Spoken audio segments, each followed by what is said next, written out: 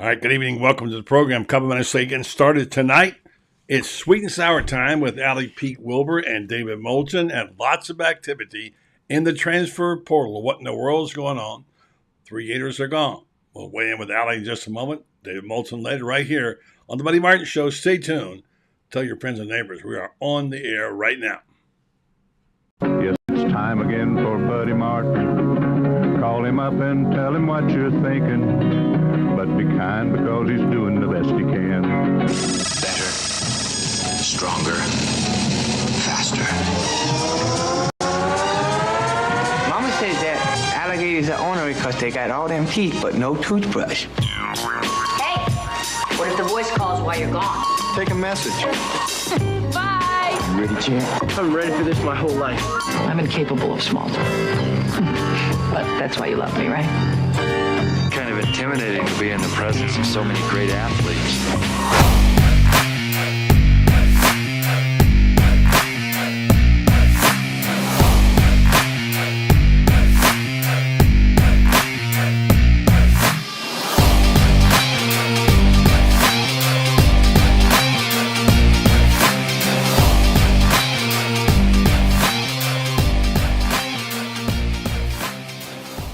Good evening and welcome to the program.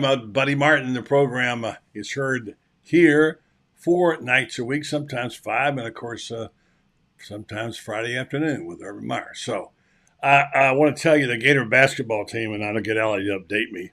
Last time I saw it, they were up by 7 against Wake Forest in the game, and Riley Cooper having a big night. Meanwhile, let's get over to the Orange and Blue room right now and talk to I almost want to call her the darling of Gator Sports Talk, but that would be sexist. So let's just say our pal and good friend and excellent commentator, Peek Wilbur, a rising star on social media. Good evening to you, Allie.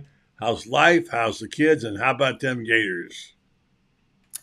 Well, life is good. Kids are good. Currently decorating the Christmas tree. And Gators, well, you know, the Gators are the Gators right now. Close one on Saturday. Wish it had ended differently. But now we'll get to see what happens this offseason. Yeah, well, a lot of it's happening. I just had this graphic up a minute ago. You know about the transfers. And this is not unexpected. We know it's coming. It's going to get even more active in the couple of days between now and the 4th. You've been keeping up with it pretty close, I know. I was kind of surprised by a couple, particularly Max Brown, but I guess we're going to have a lot more bigger surprises than that coming our way. Allie, what are you hearing? Yeah, I mean, so I was actually not surprised about Max Brown at all. I think that tells us for sure Graham Mertz is coming back. And you know, DJ Lagway is who they want to be the heir apparent. Mm-hmm. So and Graham Mertz is going to return as a 5th-year starting senior. So knowing those two pieces of information, if you're Max Brown and you have some film now to send out, unless you want to be the perennial backup, you do jump. You know, I think that makes perfect sense. I think he did what needed to be done for Florida. He played better than people knew he was capable of the last 2 weeks. And you know, hopefully he finds a starting job. I think that's great for him. I don't think Will Norman is a surprise to anybody. That's somebody that I'd heard multiple times throughout the course of the season that he would probably hit the portal. So I don't find that largely, surprising in any way. Caleb Douglas I was a little caught off guard. What I heard about that is, he was injured. And what I heard is that he wanted assurances that he would have a starting job next season, and essentially was told everybody's going to have to re-earn their position, and he didn't love that. So, I mean, that is what it is. So you think you can go somewhere and be guaranteed a starting spot? Mm-hmm. Go ahead. Yeah.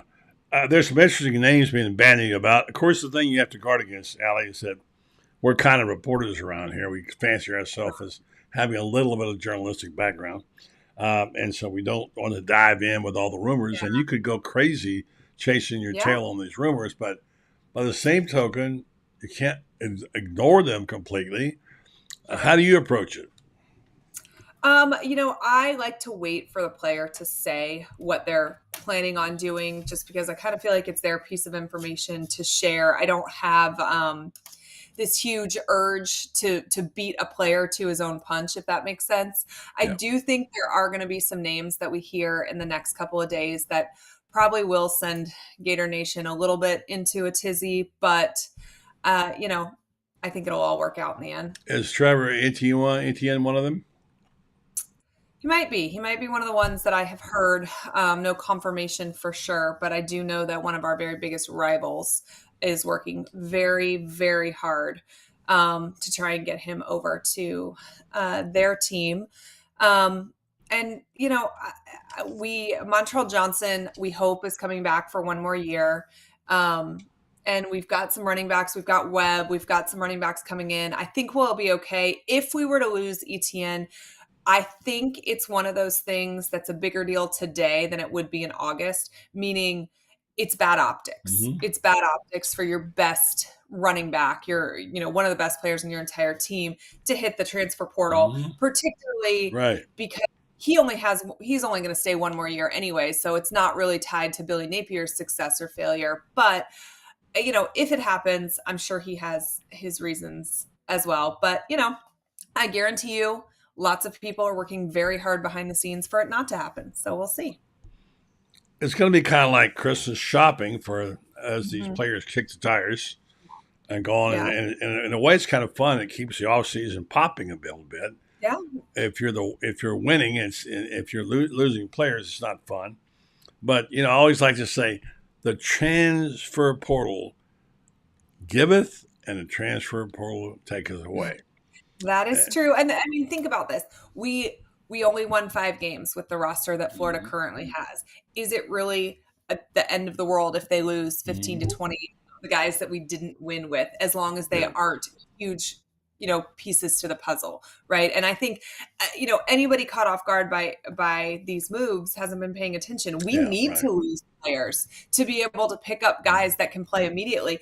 Billy Napier does not have the luxury of having time of getting, you know, 3 and 4 recruiting classes in here and developing them and then winning. He's going to have to win next year. So it is important to him to get some transfer portal pieces, but that also means creating the space for them. I mean, we did not have a ton of scholarships available. So this attrition was necessary. I think we'll continue to see it. Some of the names will be names we recognize. Some of the names will be names we don't recognize. And, you know, and hopefully we hit on some guys in the transfer portal that can come in and play immediately. And then the loss was worth it. Yeah. You think Florida is a good place to be for players who are, you know, playing for mediocre teams who want to advance their cause? I have a discussion going on with Shane Matthews, and Shane says it's whoever pays the most money. I get that as part of it. You can ask your husband about that. I get money talks, but I also think there's certain guys that like certain kind of programs and certain coaches. They're going to follow them. And I hate to think money decides everything, which I don't think it does. What's your take on that? So I don't think money decides everything, but I do think money plays a big role. I think transfer portal kids are looking for 2 things: money and playing time. You should be able to offer both to be the most attractive to these transfer portal kids. But there's levels to that as well, right? If you're talking to a kid who just isn't breaking into the starting lineup or even the 2 deep at, let's say, an Alabama or a Georgia, and he wants to play in the league, you certainly don't have to throw a whole lot of money at him if you can tell him, we've got spots on the offensive line. Come and play immediately, because that's what's more attractive to that player. I think that you're going to see, again, I don't like telling other people's news, but I know one of the people that we're going to lose, his main reason is wanting to win and wanting to play for a championship. So I think the team that he goes to will be a team that he immediately is going to have the chance to compete for a national title. And so I think everybody's motivated by different things. Now, I do think we are seeing more than ever kids. Let's take a kid from Louisville. Let's say he has a great season. Whoever's writing the biggest check at a bigger school is who's going to get his services after that. But it is case specific, but money is a factor for sure. Can you give us a hint or two about some of these people? Well, you mentioned one that I have heard is going to go elsewhere. I will say, I know that we thought we were going to lose Cam Jackson, and he has said today that he will be coming back. That is really big. And as far as our NIL efforts were concerned yesterday, they thought he was gone. So there was a lot of behind the scenes movement that took place. And you got to think about it, like he's at nose, right? Odds are he's not improving his draft stock unless suddenly he's going to have attributes that we've never seen him show on the field before. So he's probably hit his ceiling for where he's getting drafted, which means you couldn't blame him if he left, because all he's doing is risking an injury, which then leaves money on the table, right? So the fact that he's willing to come back because he buys into what Napier's doing and he wants to be a part of the rebuild, that's huge. And that's somebody that's going to be a leader on that defense. So, that is a big win for Billy Napier. I think you're going to see a lot of guys that you really haven't heard a whole lot about hit the portal. I think that will be the main, and they're going to be guys that think that they're going to have a better chance to play elsewhere, or maybe they're going to go to a slightly smaller school, but take the paycheck. But Napier's in the process right now of doing exit interviews with all of his players. And so there is a chance that guys will hit the portal that don't know today that they're going to hit the portal, and they might have that meeting and he says, like, either A, no, I'm not promising your playing time, or B, you probably won't have a lot of playing time, so you might want to look elsewhere.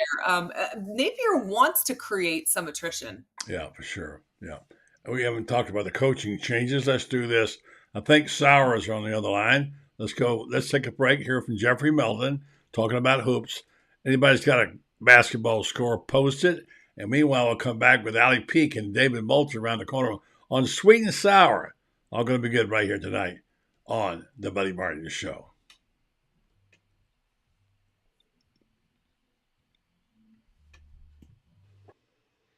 Jeffrey Moulton, a lot of people are pretty excited about this basketball team, and the performance against Florida State and other games that they've had since really have put Florida squarely on the map. And this is a new bunch, very exciting players. I know you get a chance to watch them up close there. You sit right in there, right next to the coach. I got a feeling you're whispering plays to him, Jeffrey. Yeah, well, it's really fun because I've been going to the basketball games for 35, 40 years now. And being able to sit in the front row behind the coach is kind of cool because you see him diagramming the plays and everything. Plus, you get to see the players. You know, these are young kids, 18 to 22-year-old kids. And I'm so impressed with the Gator basketball team. Fun to watch. They got some good players, a lot of new names. Go and check them out. I was really impressed with what they did against Florida State. And some big guys, and they put the hammer down the Seminoles. Good start. Let's hope it's going to be an interesting season. If I don't talk to you again, have a happy holiday season. Jeffrey, look forward to a great 2024 and being together with you and your wife to celebrate some special occasions. Yeah, and buddy, I want to tell our Gator fans out there that Todd Golden is the real deal. Yeah. In 1 year, he's put together this really tall team that's going to out-rebound just about everybody that they play. They've got some great shooters. We got 3 or 4, guards in there that are awesome. Yep. And I predict that the Gators are going to be a ranked team by the end of the season, and that you wait and see, they're going to make some noise around March Madness.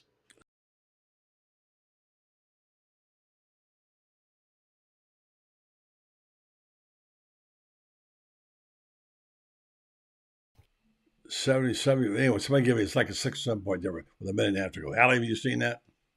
No, I haven't, honestly. Okay. We were listening to Christmas music and decorating the tree. So okay. Here's a guy who keeps up with it all. He knows all things. David, good evening to you. Well, good evening, Allie. Good evening, buddy. A minute and a half to go. Down 7 are the Gators, 74-67. Kugels got 24, 26, something like that. Played good tonight, yeah. Look good. Well, David, I know what we're talking about here, obviously. It's been a busy day in the portal, stuff happening. I don't think we mentioned Kamari Wilson earlier, Allie. There was one report he was leaving, and then another tweet that is from his so-called father. You never know that he was not leaving. He producing pictures that say he was not.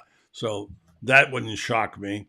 And David Yeah. today, I don't know if you probably heard, obviously Max Brown. Who else, Allie?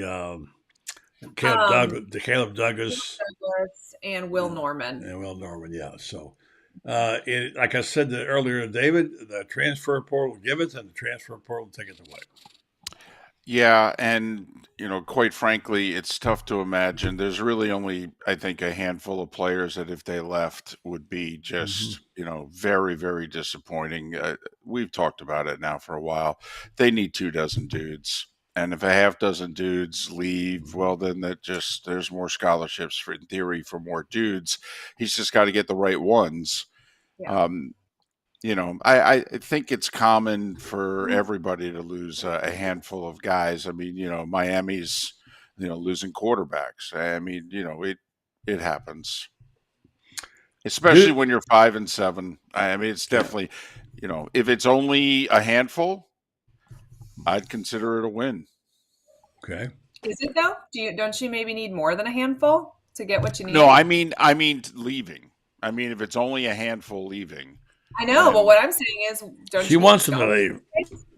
No, I mean, I'm not anybody to leave, but I think you might need more joking, than a to leave to get the pieces that you want. We didn't have that many scholarships available. Yes, that's true. In terms of those that leave voluntarily. Oh no, those that need to be pushed. Oh no, let's get up to 20,000 feet and just see how many parachutes we have left. Oh yeah, absolutely. That's the fine art of coaching in football and basketball, right there. Yeah, they used to call it running them off back in the day. It still is. There's some classic cases, including Junction, by the way. That was a classic runoff. So we haven't gotten into coaches yet because there's some changes there. Allie, is there anybody else you'd like to? Let me ask you this way. Either one of you. Is there somebody out there you'd like to see come in and play for Florida that might be available? Anybody? Think it's gettable? I mean, I would like us to go after every single offensive lineman that has played at a Power 5 school. That would be great. Florida needs offensive linemen. But I mean, there's not a specific name at the moment that I'm like, yes, let's go. But DBs and offensive line, come on, we got room. David? Yeah, 6 at the offensive line, but maybe 4 in the secondary, 2 or 3 along the defensive front. I mean, they need players. They're not good enough, and they don't have numbers. It's a bad combination. Did Corey Raymond become a bad coach in 2 years? I don't think so. I was surprised at the Corey Raymond move on the surface because I think that Corey Raymond is a great coach and a great recruiter. However, his unit has underperformed the last 2 years. So if you're looking at stats, I want to say Corey Raymond is a great coach. The body of work he's put together at the University of Florida tells me otherwise. I would love to see him coach if we had a defensive line, because I do think that our defensive line getting no push has made his job harder. I don't know that it's the place that I would have started, but if you're all in on Austin Armstrong and you think he's your guy, are you handicapping him by giving him the guys you want him to coach with? I don't know. David? Well, what's more important right now, coaching or recruiting? I think that's the first question that we need to answer. What do we think is more important right now? Well, it depends on what kind of recruiting. If you're talking about traditional recruiting, well, it's got to be portal, right? You don't have time to develop your recruits. Right. I think the portal is it. Yeah, so there's a part of me, and my understanding is that the guys that were let go were considered pretty decent recruiters. Yes, they were. So that's why it surprised me here, because the other thing that it may do is it may jeopardize some of the key players in the incoming high school class also. So that's why it surprised me. So, but that I think is a very Napier move. And I think that letting your recruits know before they sign on that dotted line that they will be coached by somebody else is the ethical thing to do. I think that Billy Napier is a man of integrity, and that is it's a very Billy Napier thing to do, to give them an out before they are contractually, a University of Florida football player. Yeah. I don't think that it's what Saban or Kirby or anybody else would have done. We watched Miami make coaching changes like the day after early signing day last year. I don't know that it's the cutthroat way to win in college football, but I do think it's a very Billy Napier thing to do the right thing by these high school recruits. And I do think that there's a possibility that maybe that sends a signal to portal guys that what I tell you is what will be. That's what I think. There's a signal to us, and portal guys should be interrupting you, that, hey, we're coming after you, and he's going to build his stockpile from the portal if he can. Now, Kenny, that's the question, David. I don't know. Well, we haven't seen it yet, so you could see why every Gator fan would be skeptical. I mean, I don't want to be Debbie Downer here, but I'm thinking back to where we were 14 weeks ago, about 100 days ago, in which I said, I'm going to be the sour on the show because I'm not going to give the University of Florida hardly any benefits of the doubt. I think that the back-to-back 6 and 7 seasons, even though only one of them was under Billy, that quite frankly, it's show me time. I'm not going to give you any benefits of the doubt. And so now here we are at the end of 5 and 7, 3 consecutive losing seasons at Florida. Yeah. Now he only gets credit for 2 of them, though. I understand, but let's go ahead and give him the 3. What the heck? No. But my point is that I'm not in the glass half full mode. I'm just not. I hear you. Right now, when I look at the University of Florida, outside of the 5-star quarterback coming in, I look at everything as half empty. I really do. I'm sorry. There's a possibility that we saw these 2 firings now because they do know who they want, which if that is the case, I hope that they are able to announce that very soon, because that could go a long way. You've got a couple weeks before early signing day. You can get these recruits comfortable with that. You can get that name out there for transfer portal guys, because who wants to go to a school where they don't know who's going to be coaching them? Well, and I think who the replacements are is going to be, and let's just say that Billy wants to turn the play calling over to someone. Let's see who the offensive coordinator is, because let's be honest, there are a lot of people now. Somebody for that to happen first, right? Well, yeah. Plus, there's a lot of people out there right now that think that Billy is dead man walking, that he's got a year. Next year's not going to go well with the schedule and everything, and he's going to be fired. And we'll see, first indication won't be the portal to me. It'll be the quality of coaches he can get to come in. Because if the coaching fraternity's like, well, don't go there, you'll be moving in a year. That's a bad sign. Yeah. So you want to know a name that I heard thrown around, and I have, it's not somebody that I would necessarily be on board for coming back, but I've heard there's been some conversations with Steve Adazio. Works for me. Always thought he was a good coach, motivator, and recruiter. Good offensive line coach for sure. He's a great offensive line coach. He was a great recruiter.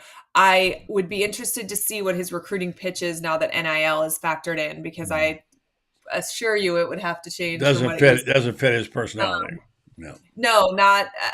But he was just at Texas A&M, so maybe he's adapted, right? Maybe that is a different world. Yeah, exactly. But I just think back to the steveadazio.com, that existed when he was the offensive line or the offensive coordinator here with Meyer, who was obviously an offensive genius. So if you couldn't cut it as Florida's offensive coordinator, then it makes it hard, I think, to picture him as Florida's offensive coordinator now. But I'm sorry, I wasn't thinking of him as a coordinator. I'm sorry, I was thinking of him as a position coach. They've been looking at him potentially as the coordinator. Ooh. See, I wouldn't go for that. I like Steve, known him a long time, but I didn't like him as an offensive coordinator. I like him as an offensive, make him a co or whatever. Really great offensive line coach. I like that locker room on fire. I'll tell you that much. For sure, yeah. I'll give you a name of a player that's kind of got lost in the shuffle, and I kind of know this family a little bit, and I think a lot of the whole family, and that's Creed Whittemore. most of Florida football and played in Buchholz. His dad was the coach there and now has moved on and actually taken another job. His brother, of course, played at Florida for a couple of years, which I thought would catch on. Whittemore is a really good athlete. He's fast. He's gifted, and he I wouldn't say he's Trey Wilson, but he's that type of player. He's Mississippi State. He went there because Billy Gonzalez left. Now he's back. I'm wondering why he wouldn't go get him, because you need really 6 to 8 really good wide receivers. Is he in the portal? I don't think so. So you want us to tamper? Well, his name came up last night on the show a couple of times when people talked about it. So anyway, that's the guy I'm thinking of. Now, he's not going to be a game changer, and obviously when you need offensive linemen, the last thing you need to do is go find other players. I don't know whether it's going to work. I just know it feels like to me, David and Allie, that maybe Urban missed a beat on the portal last year. You guys feel that way? So, I mean, he hit a home run with Graham Mertz. Right, that's one. So the wide he receiver. Had his own players, Pearsall, obviously. But Pearsall was 2 years ago. So, right. I mean, I don't and obviously he got everybody from Louisiana, but I don't know that you get credit for bringing your own players from Power 5 from a group of 5 school. Of course, they're going to make that jump with you. I think there've been some misses. I don't Damian George, I don't think has been particularly good for Florida. I mean, there's been some misses, but I think Florida's problem is they didn't sign enough of them. And I think we took too long to evaluate talent. I mean, there was all those. And I don't know if it's true or not, but, there was all those rumors about Florida asking, well, send us workout videos, do these drills and videotape it and send it in to us and do this. Meanwhile, other schools have offered and, accepted the commitment and moved on to the next, person. I hope that what they have learned is that essentially you better just jump and pray for the best. You don't have time to do a thorough evaluation. It worked out with Graham Mertz, but I don't know that anybody else was lining up for Graham Mertz. So you had the time to do that and you hit it out of the park with him, but you got to hit it out of the park with 5 or 6 guys, at least 12 or 15 guys. Honestly, I mean, I know Florida fans are tired of hearing about Mike Norvell and Florida State, but once again, after 2 years, he was 8-13. Well, Billy's 11-14. But what happened?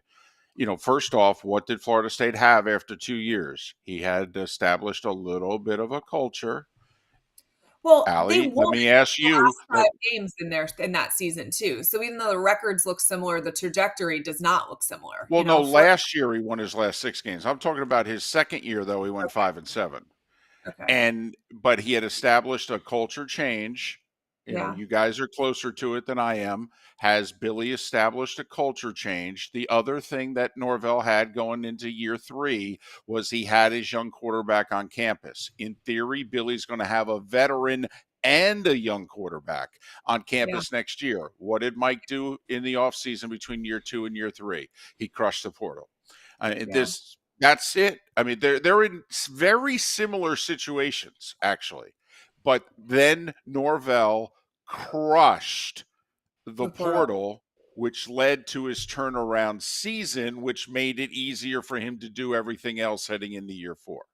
You asked if Billy did if created a culture change. And I think the answer to that is yes. I think that his players are completely bought in to what he's selling. I think we see that. There is not a quit in this team, but I think there is a difference between respecting your coach and fearing your coach. And I don't mean fearing like he's going to hurt you or he's going to scream at you, but like the fear of being held accountable or the fear of, repercussion in loss of playing time or something like that. I don't know that exists yet. And I'm not saying that based on any information that I've been told or anything like that, but just kind of based on what I've seen. Like, do you spit at another player if you're afraid of what's going to happen? Do you swat away your coach's hand? Do you continually send the wrong number of men out onto the field? Great point. Do you make these continual procedural penalties if you are afraid of what will happen if you do that? Well, and Allie, it was a couple weeks ago that you basically pointed out the dichotomy. Here's Billy Napier, supposedly Mr. Attention to Detail. And Florida is a very undisciplined team. Very. they do the attention to detail stuff horribly.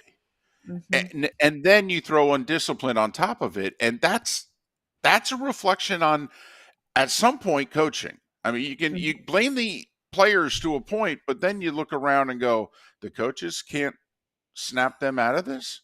Right. At the first, it's the players. When it becomes repetitive, it's the coach, because why is that kid still getting the opportunity to screw up is, kind of. Or how come you haven't worked it out of him? So by fear or sweat or teaching, whatever. Why?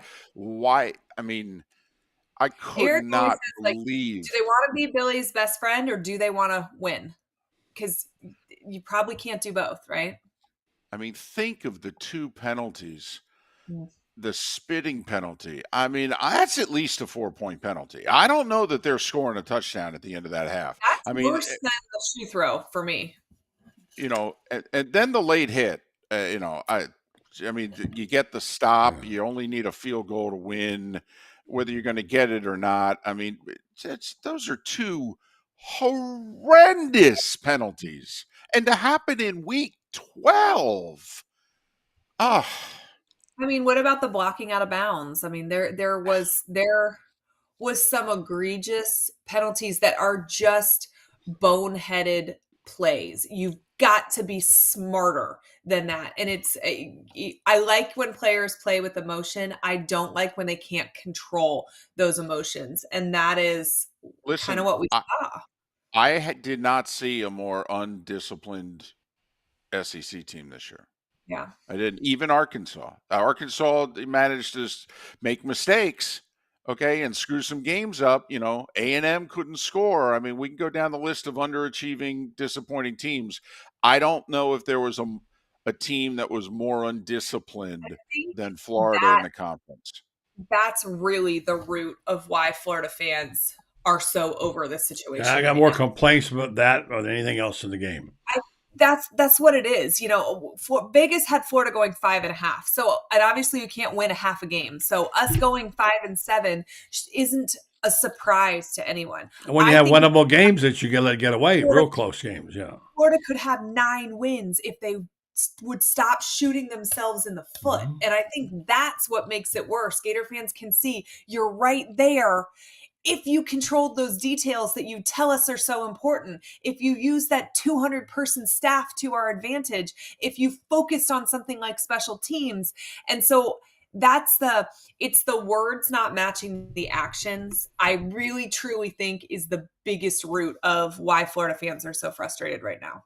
Lou Holtz took over South Carolina and they were 1-11, and they went 0-12 his first year, and they looked like a completely different team. And yet they lost every game. His first year at Notre Dame, they went 5-6. And if you ask the Irish faithful, they're like, oh, we're coming. We're really close, because they lost a bunch of close games.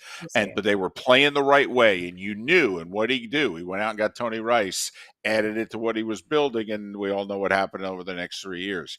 And if you're a Florida fan right now, you're like, what am I supposed to hang on to for the next 9 months? What branch am I supposed to hold on to get me to opening day next year? And they didn't fix any of those fixable problems over the course of the entire season. You were still making the same type of mental errors against Florida State as you were making against Utah. But then also there's not any real acknowledgement of that either. Napier stands up there and says, we got to get better, which is obviously a true statement, but there's no ownership of, we can't have players that are more concerned about themselves than they are about the team. My job this offseason is to weed those guys out. I mean, say something like that. Anything, something that is going to give you. I talked to Will Miles last night, and one of the things he told me is you either have to win or you have to be able to sell hope. That those are the Totally. 2 things that you have to be able to do as a head coach. And Florida's not doing either of those right now. No, it's so funny you say that, Allie, because there's a regular guest on our show for 15 years, Pat Kerwin, who was a general manager in the NFL, and he says that's what you have to give a fan base. You either have to give them wins or give them hope. And if you ain't giving them one of the two, you ain't around for very long. Well, Edgar Thompson asked Billy about what assurances can you give Florida that are reasons to have patience? And Billy says, it's not my job to tell them to have patience. The hell it's not. It is his job, too. That's selling hope. And the other thing I want to get back to, Allie, before I forget it, is you made a couple of really good points that we let pass over. The sort of a slow on the uptake aspect of the guy that I gave the nickname to, the guy the mantra who measures twice and cuts once. It's all well and good if you're cooking something slow cooking, if that's your game. You don't have time to do that thing. You got to move fast. If you see some of these stories about the guys got the players, the minute they got eliminated for the playoffs, they were out there hunting for those guys right away and working on recruiting. It's just like recruiting high school players. They were not aggressive enough in the portal. They didn't move fast enough. And in my opinion, that hurt them. And Billy may want to wait and take a beat, but Gator fans are not willing to do that forever. He is on the clock.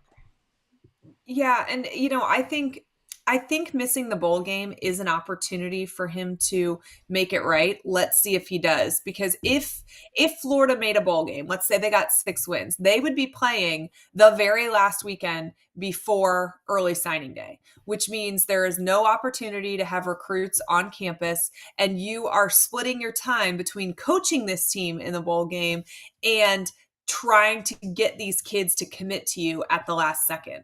And so I almost think maybe it's a blessing in disguise that they didn't make a bowl game, because do you care about a meaningless bowl game that the other team probably isn't even playing any of their starters? Or would you prefer to really hit it hard? But we're going to see if that time that he has been gifted benefits the program in any way. But I think it could if he approaches it the right way. All right.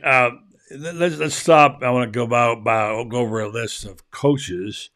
We played this with Shane Matthews, and we played with David Whitley, in or out on the staff. There are 10 coaches, 2 are gone, and let's talk about each one of them. The second thing I want to do is looking at everything you can think of, what went wrong for Florida in the Dan Mullen era that's carried over. What is this streak that we're on? A team that once prided itself on 3 national championships now has 3 consecutive losing seasons. How did that happen? Looking at everything. Lack of talent. Well, no. It starts with lack. No. It starts with lack of talent. All right. The cupboard's bare. In comparison to who they're playing, the cupboard is bare. And you lost to them 2 years ago. The cupboard's bare. No, they need dudes. A lot of them. I mean, let's not sugarcoat this. I mean, do we want to go team by team and position group by position group and really depress everybody? They may be wearing Florida helmets and shoulder pads. They are not what we're used to seeing. They're not close to what we're used to seeing. David, but they had it going the right direction 4 years ago. They're losing to teams with less talent than them too, yes, though. They need more talent to compete for the SEC. No doubt. Sure. No doubt. When you lose to Vanderbilt or you lose to Kentucky, when you look at the talent profile, and even if you can say, like, this Kentucky team, they may be ranked worse than Florida if you look at all the recruiting classes, but I think that they're a more talented team than Florida is. But a lot of the SEC teams we're playing aren't, and they're still beating us. Well, let me give you a date. December 12, 2020. Gators 9-1 record as Eastern Division champions, all right? Mm-hmm. On the cusp of improving to 10-1 and facing Alabama for the SEC championship game. This is just a few years ago, 4 years ago, not even. Mm-hmm. All right, and they play Alabama. And then something happened that seemed like it changed the momentum forever. Some people think it's a curse, and it was a shoe heard around the world. And since that time, Florida's been terrible. Now, I know we don't believe in voodoo and stuff like that, but it is what it is. Florida has now completed 3 straight losing seasons with an embarrassing 17-24 record since that time. And get this, and were outscored in their last 3 bowl games 114-40. But footnote, at least they went to a bowl game. So let's talk about that. What happened, Allie? I do think that lack of talent is a big part of this. And I do think Napier wanted to build this differently than it was built when he came, what he took over, right? So his idea of running a program is completely different from Mullen. And I think that every single thing Napier does is slow and methodical. But I don't know that college football is in an environment where you get to be slow and methodical anymore. I mean, we'll see. But I mean, I would love to blame the shoe throw, because I do think it's kind of hilarious, all of our college, superstitions and whatnot. But I don't know. I know you're not a fan of Dan Mullen. I know most of Gator Nation isn't. Will stand on the fact that I think firing him was punting on third down. Now, that doesn't mean that he was going to work out there. That doesn't mean that he didn't need to recruit a hell of a lot better than he did. But you traded a game day coach for what you are perceiving as a program builder. So if you wanted a program builder and you wanted it built from the ground up, then we all need to relax and let that happen. Because then otherwise, what was the point of getting rid of the guy who could win with other people's players? And Allie, I don't think we knew one another then, but I was a Mullen guy. Pounded the table for him to be the choice, not Chip Kelly. I love the Mullen hire. It surprised me he recruited as poorly as he did. And Buddy, what I think happened was a bit of a perfect storm, was that the Gators program was an iceberg. Okay. And the part that we could see was pretty impressive, which was Dan basically coaching what McElwain left them and doing a great job with it. And unfortunately, the stuff below the surface was what Dan had to produce, which was the foundation for the iceberg. And when we looked closely, there was nothing underwater. And it was like, oh, blank. But I'm with Allie. Okay, yeah, 2021 was going really badly, but I would have sat Dan down, and Dan's a tough guy to sit down. He's arrogant. He's never wrong. Just ask Dan. But I would have sat him down. I would have had, pardon my expression, a coming to Jesus with Dan and said, Dan, I do not want to get rid of you. I really believe, we watched Dan at two different occasions. We watched Dan have Saban and Alabama on their heels during a game. He was a great in-game coach, but they obviously needed to fix the program. They didn't think they could do it. But also, Allie, here's the big problem. You mentioned fans would be willing, maybe, to go the slow and steady approach if they believe the person doing it is on the right track and it's going to deliver. And right now, nobody does. In terms of the Dan stuff, I do think part of it as well, I had a conversation with him in the summer before his last season. So before we had any idea that things were going to go off the rails. And he was incredibly frustrated about what was about to be NIL. NIL was not legal yet at that moment, but he was talking about how it was at a recruiting event. Actually, he's like, these kids come in here and the first thing they say to me is, Georgia's offering this amount, Alabama's offering this amount. What are you willing to pay? And he's like, all right, our UAA is not willing to break the rules. And I'm not saying he was advocating for that, but he was just very frustrated about the recruiting position he felt like he was in, because he knew he was at a disadvantage when he's at a program unwilling to cheat, essentially. And now, so I do think we almost should have also factored in the figuring out of the NIL, because he wasn't in charge of the NIL. A completely separate entity was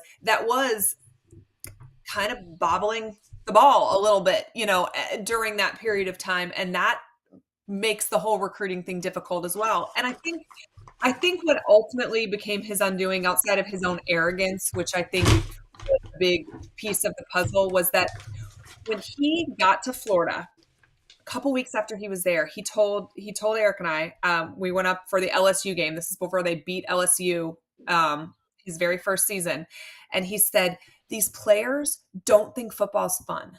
They don't know how to have fun. They hate losing. They're scared of losing, but they don't even know what winning tastes like. And they don't realize that they get to play college football at the best university in the country. And that should be fun. So he felt like it was his job to teach them that college football was fun, which I think eventually led to him not being strict enough. not holding them accountable. But I think it was actually rooted in something positive. I just think the wheels kind of went off by the end there. And I do think all college coaches coach a certain way based on how the program was left by the people before them.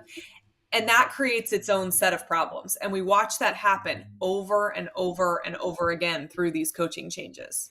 Good point. Let me just read this commercial and get back to this. Something else happened during that time we're forgetting about.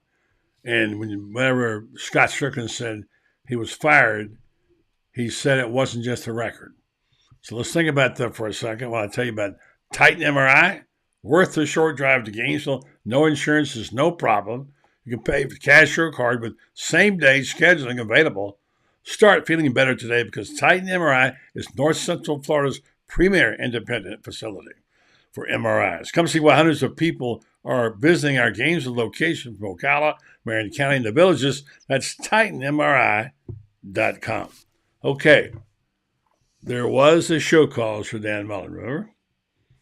We don't know whatever happened. We never found out what happened, but it was involved recruiting. And he was, I know what happened. He went on, I believe he went on campus, on somebody's high school campus when he was in California, right? Yeah, there we knew about that, but that would happen first right when he got there. But it did complicate things for him later on. Mm-hmm. Yeah, so that was something, and I don't know what went on in the back during all of that too, which COVID made recruiting incredibly difficult. But everybody had that. Everybody had that. Sure. So, but anyway, that was one thing. Factor, I think. If you already aren't great at recruiting, when you can't actually talk to them in person, you're going to suck worse. I like David. I was a Mullen guy. I thought it was a great pick. David, we talked about it many times. He was the right guy. He had a little urban DNA, some championship genes, and a guy who knew how to score points. It should have worked. On the other hand, it was working. Yeah. And then the house collapsed. But I'm with Allie that, I would have had a multi-day sit down with Dan and said, Dan, I get it. You're frustrated, NIL, the whole deal. It's going to be the same at your next job. I mean, if we fire you today, your next place, you're going to have to deal with this there. Do you really think your next place is going to be as good as the one that you're at? How about, and this is, part of Florida's failure also. Florida was very late and more than $1 short the first 12 plus months of NIL. So Napier is starting from behind, but it just doesn't seem as if he's even keeping up, never mind catching up. The money is there for us, NIL now wise. It is. It wasn't at the beginning at all. It is wrong now. I mean, it is right now. It wasn't at the beginning. So the problems we're having this second are not money related, but the previous classes absolutely are covered by that. Well, remember this too, and Brendan, our producer, points this out. Really slow on the uptake for facilities.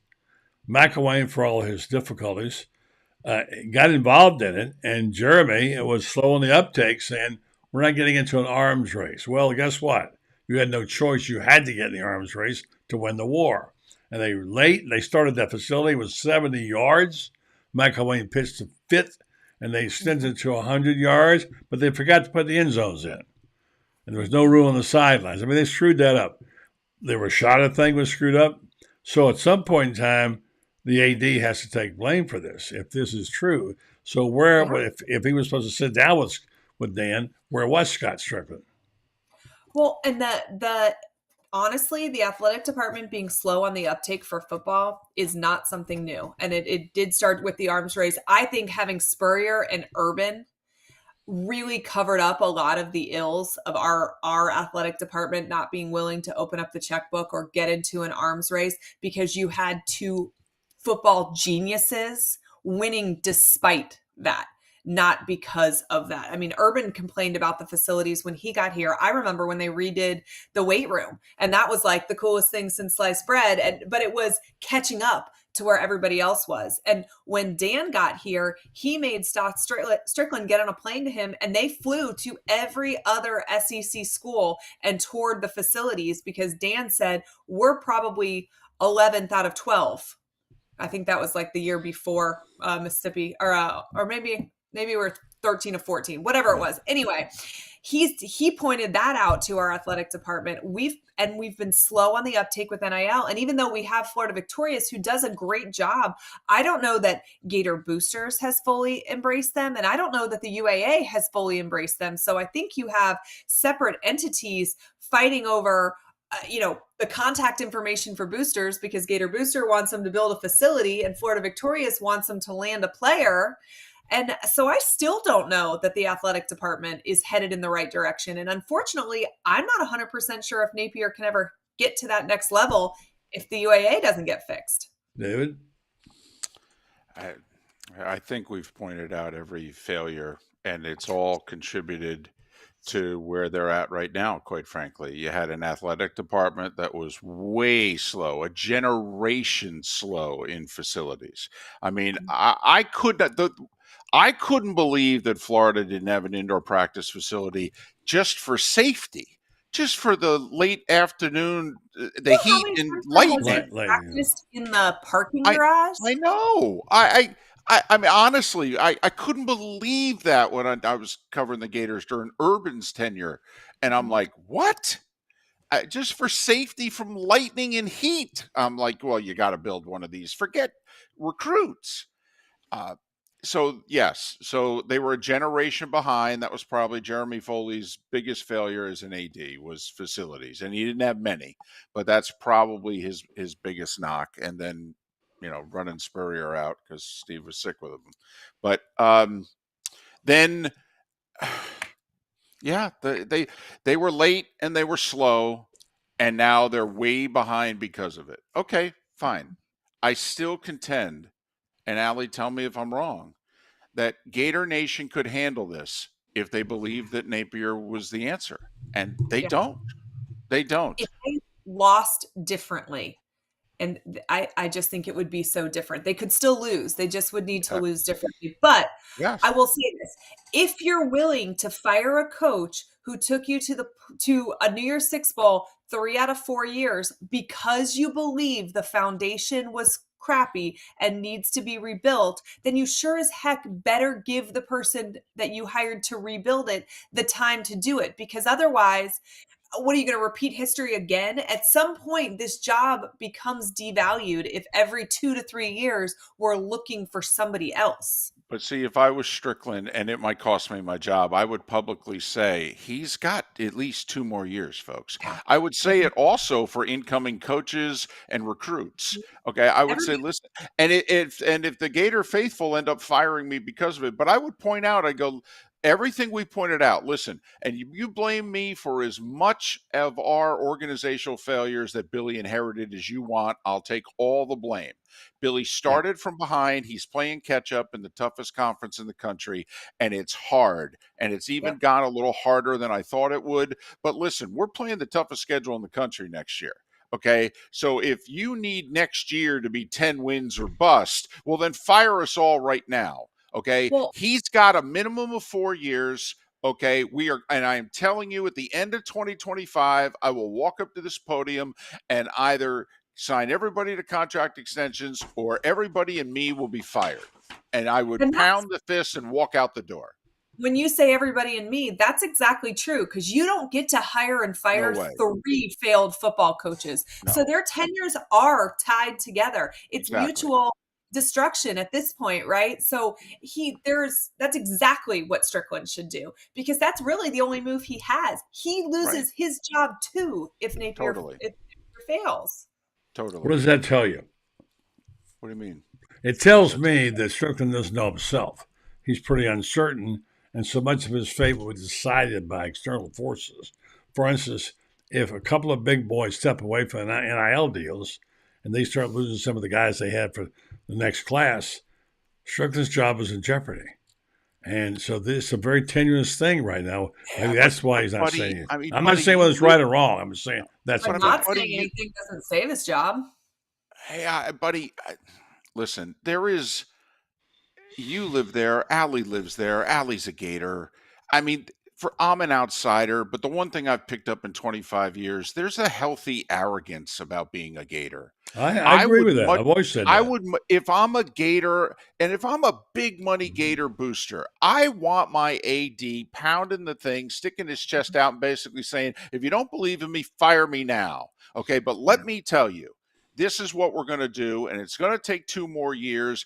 And then I'll have to make a decision as a big money guy. Am I in for 2 more years? And then Strickland could look me dead in the eyes and say, are you in? Don't sit on the sidelines and bitch. Are you in? We need you to be in. Yes or no? Yeah. Well, yeah, that's just not Scott Strickland, though. That's not his person. Well, I know what you're asking. He needs to learn the job he has and where he's living quickly. All right, I'm going to give you this question, then we're going to go down the in and out list of coaches. Van Der, who has some controversial posts here often, he says, buddy, do you believe Napier is the answer? Allie? Well, he asked you, buddy. Well, I think he could be, but I think he's going to have to survive this year. I think he could be. I think the next 4 weeks are going to tell me a lot.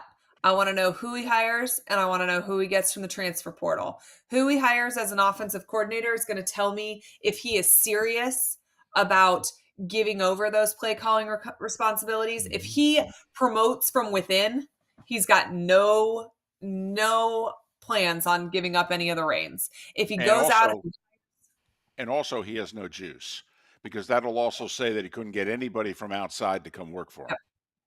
You get a couple big names. I don't need any group of 5 coaches. We're good on that. We've hit our max with our group of 5 coaches right now. You're going to have somebody rotate out before another one can rotate in here. This is not on the job training. If you can land some big name coaches, and if you make a few more moves, I'd love to see at least one offensive line coach gone. I'd love to see them both gone. I don't know if I think that's going to happen or not. I want to see an offensive coordinator hired, and I want to see a special teams coach named, whether that's Napier is going to be taking the responsibilities on it himself. They're going to give it to Billy Gonzalez. They're going to hire somebody outside. Whatever they're going to do, I want it talked about and him named publicly. It's not some faceless analyst. It's going to be taken seriously. And I want a new strength and conditioning staff. I can't disagree. I was going to give you the in and out list. I will, but you just named a couple. David, your thoughts about it seems like you'd fix the offensive line first. That was the biggest problem. Well, yes. And I would blow out the entire staff. I got to admit, and I know that there's a couple of the defensive coaches that we think someday, and we like, but quite frankly, based on the results, I don't know how anybody can. I mean, if we were sitting behind the desk and all the defensive coaches came into the room and we simply said to them, tell us why you deserve another year. I don't like their chances. Statistically, Florida's offense was okay. They were like 50th in the country. Exactly. The defense was like 100 plus. Defense, 125 out of yards given up. That's insane. There's not 124 teams more talented than us in college football. That's where you start. Right. Defense. That's exactly that's why I want Zach Arnett from Mississippi State. Yeah, for a defensive coordinator. I want him. I'm sorry, and I know it. We like the young defensive coordinator, what have you. And I look at him and I go, I'm pushing you. I want to keep you. Okay, but quite frankly, you could learn from this guy. Okay, but I need to fix this. Yeah, but so yeah, I'd be blowing up the staff. Okay, to your question, a really hard question, buddy. Based on what I've seen for 24 months, the answer is no. Do I think that it's a definite no? I do not. I'm with Allie. I think the next 60 days, the next 9 weeks are going to determine whether Billy's going to make it or not. Okay. If he has any chance of making it, he has got to kill it in the next 9 weeks. Okay. Well, here you go. In or out. We're going to go through. I did this with Shane Matthews, and I did it with a couple other people. Billy Napier, you're saying right now we don't know. All right, we're going down the list now. Rob Sale. If I could just stop about Napier, do you know what I would do quietly if I was Scott Strickland? I'd call Lane Kiffin. I'd say, you want it? You want it? Yes or no? I'll give you whatever you want. money, staff, the whole deal. Do you want it? Yes or no? And if he said yes, I'd blow it up. And if he said, I'd say, oh, well, sorry. And I'd stick it Do you out. think There aren't a good recruiter, though? I mean, well, I'll tell you what he is good. He's good in the portal. Okay. He's very good in the portal. And if you can get kids to go to Oxford, you can get kids to go to Gainesville. Yeah. In the portal. And he's a much better game coach. And he can put a staff together. Asking in every post-game press conference at Ole Miss to go elsewhere when he says they're like, well, nobody gives money to us, so we just don't have the NIL to compete. He's essentially saying, like, someone pluck me that has money. Well, and he's also saying to his faithful, don't put me in the same sentence with Alabama, Georgia, LSU, and Texas A&M now. Okay, I'm winning budget. Resources. I'm winning, don't right. I'm winning 10 games here on a budget. Don't expect more than this. I mean, he's won 10 games at Ole Miss, and he did it twice at FAU. I mean, do you really think my phone call's out of line? I mean, Lane's I know a lot of people just don't like Lane. Lane can coach. All right. Rob Sale, up or down? Just give me a simple answer. I would just, most of these guys, quite frankly, I would. No, give me an answer. Or up or I down. would reassign. Rob Sale, up or down? Down. All right. Austin Armstrong, up or down? I'd reassign him, but I'd bring in a new coordinator. I get a co-coordinator with gray hair. Sean Spencer, obviously, no deal there. Jabbar Jaluki, associate head coach, offensive running backs. Jaluki, good recruiter, Alex. Yeah, he's a good recruiter, and Florida's running backs are, one of our very best positions. So I'm good. Keep him. David, up. Okay. Yeah. Okay. Corey Raymond's gone. Jay Bateman, linebacker coach. I would fire him. Our linebackers are good. How good of a well, they haven't, but how good of a recruiter do you think he has been a good recruiter for Florida. He's been involved in a lot of our biggest guys in the 2024 class. So if they stick, it is going to be to Bateman's credit for sure. And, buddy, a lot of my answers are going to be based on – because let's face it, how many of these coaches can defend their jobs based on performance?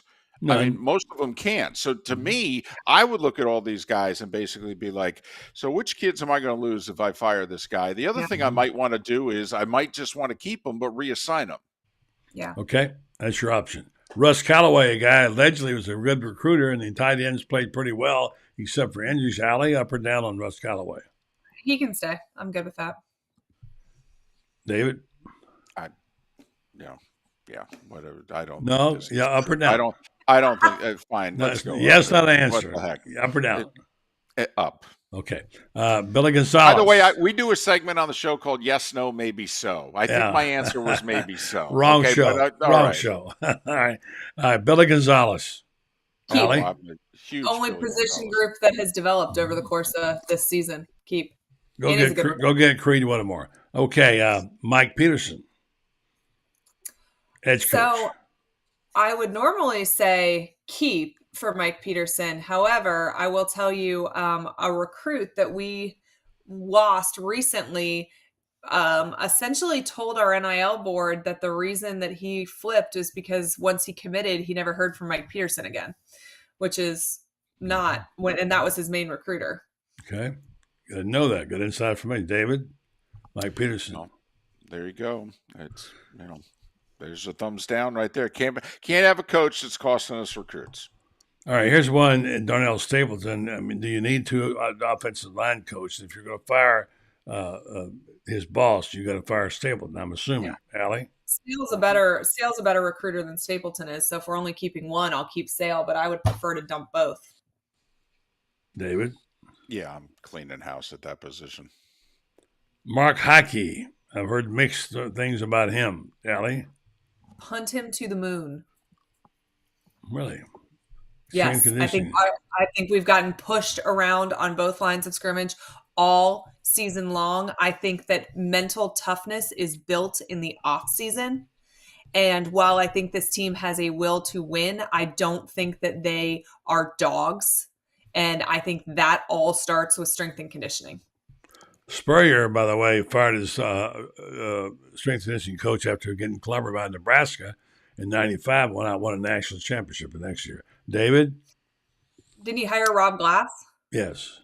Who is, by the way, still the highest paid strength coach in the country. You want to know why Florida was successful in 2006 and 2008? They went from Rob Glass, who is currently the highest strength paid coach in the country at Oklahoma State, to Mickey Marotti, who is the second highest paid strength coach in the entire country at Ohio State. So that is, you want to know why Florida won?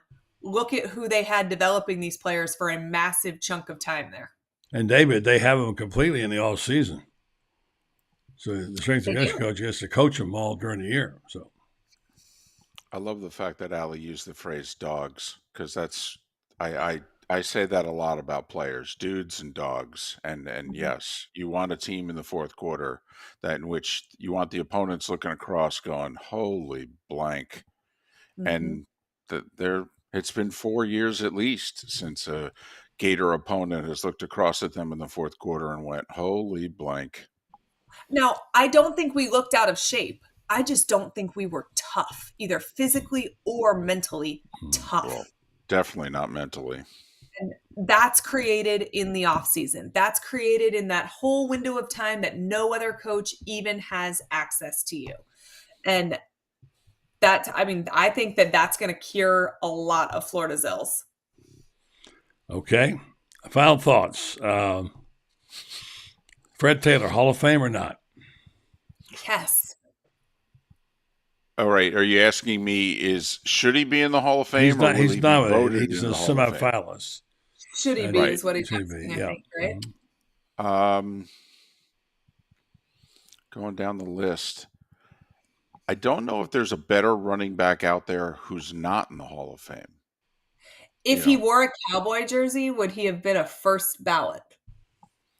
Well, and if the Jags had won, one of the two AFC championship games that he was in and just gotten to the Super Bowl, I don't think Fred Taylor was as good as Edgerrin James, but I thought Edgerrin James was without a doubt Hall of Famer. So I'm okay on Fred Taylor Hall of Fame, because also it's a tough position going forward to put Hall of Famers in. I mean, guys aren't playing as long. They're not getting the stats. There's, Fred was a 3-down back. I mean, and we don't have those anymore. So I know he'll never get to the Hall of Fame. Excuse me to interrupt you, but Eric Rhett was a heck of a running back. Maybe the most underrated. Didn't he have 1,000-yard 3 years or something? And he was Spurrier's weapon in the second half. They go up by 3 touchdowns. They get the ball to Eric Rhett, and on the draw play, he'd make 100 yards the second half. He was a terrific football player, in my opinion. And he never got his due. I'm not sure he's a Hall of Famer, but when I think of running backs, I have to think of Eric Rhett. Okay. But yeah, I'm not as quick as Allie, but I ultimately get there on Fred Taylor. Allie's tough on everybody. Jesus, don't you? And Tori Eric's got to live with her. So I don't know. She's quick on the draw tonight. That is true. She's the best. You guys are the best. Sweet and sour. For one night, I'm gonna let David be sweet, and you can be sour, Allie. How about that? There you go. I'll take it. I fired everybody tonight. Great stuff, guys. Allie, plug your show. Tell them about a peek inside the Gators. Go on YouTube. You can find a peek inside Gator football. We've got lots of cool content there. We will be talking about all the different coaching, hiring, and firings. And I'm sure as more kids hit the transfer portal, or hopefully we get some commitments from some, we'll be covering it. And David Moulton has got to go to work in a couple of hours for the 18 stations he works for. He's in Jacksonville. Tell him about the show and Miller and Moulton. Been on the air like 84 years. And in Gainesville now, right? Well, the University of Florida is the holdup, apparently. Doesn't surprise me at all. Yeah, we were given the thumbs up, and then they kind of pulled the rug out from under us. Sounds familiar. We're still hopeful. We're just, please, come on, guys. We're better than the syndicated morning show. Give us a chance. And we're free, for goodness sakes. But yeah, Miller and Moulton, floridasportsnetwork.com, and available on a couple different apps. I don't want you to have any pieces of that pie, dude. That's the way you got it. We're free. They don't. We don't get any money from them. But you might get some of that. They would make money on us. You might get some money from them. That's what they're worried about. Listen, I've lived with this for a long time, believe me. Anyway, all right, listen, guys, great stuff. You guys are great. Appreciate it very much. Looking for you again soon, and have a good night. Have a good week. Take care, buddy. Later. Take care, Allie. Sweet and sour. Allie, of course, been with us for a long time, and David, good to have him back, and always a pleasure to do the show with him. Let me tell you about our sponsor and our friends over at